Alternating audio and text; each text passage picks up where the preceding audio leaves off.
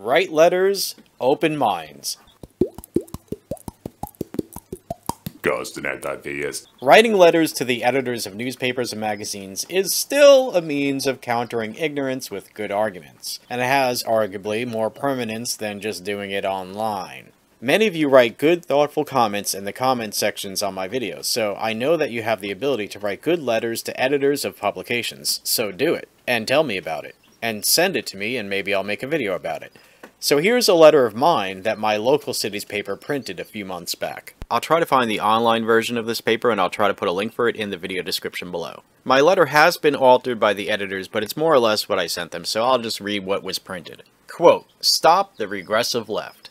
As EW's letter section reflects, many people are either pro-Trump, intellectually dishonest and insane, or anti-Trump, intellectually dishonest and insane. Cooler heads are reminded of how racist and crazy the right was when Obama took office, unquote. Now I have to say the next sentence here made a connection.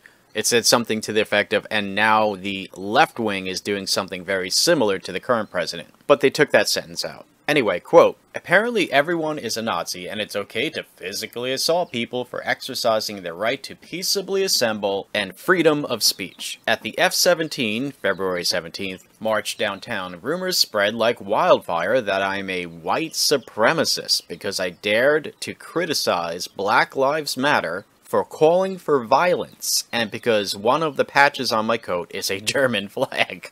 Unquote. By the way, folks, there is a link to a video about this event where people said I was a white supremacist and said, well, you have a German flag on your coat, so...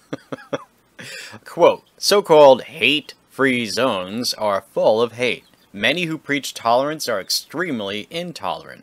Many who claim to be against racism and sexism are, quote-unquote, reverse racists and sexists. But apparently, ignorance is strength.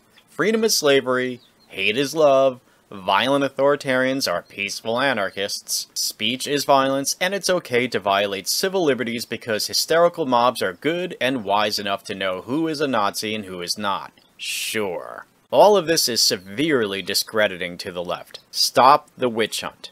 How? Start by heeding the words of Dr. Martin Luther King Jr., who, despite what propagandists like Talib Kweli have recently claimed, unambiguously condemned riots. Most importantly, be an individual. Refuse to simply believe what you are told, to give in to fear, hatred, hysteria, and peer pressure.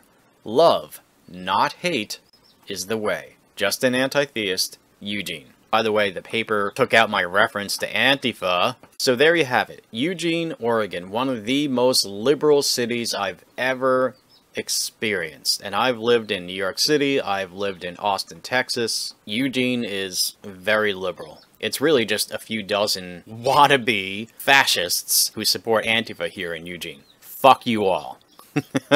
Anyway, my point is, here I am in one of the most liberal cities in America, and they actually printed this letter. I think they may be seeing that the wind is starting to shift. Stay tuned for my next video, which is about my next letter, which they printed in the current issue. Thanks for watching. Peace for the peaceful, freedom for those who respect the freedom of others, tough love, and equality of opportunity, not of outcome. Thanks for watching.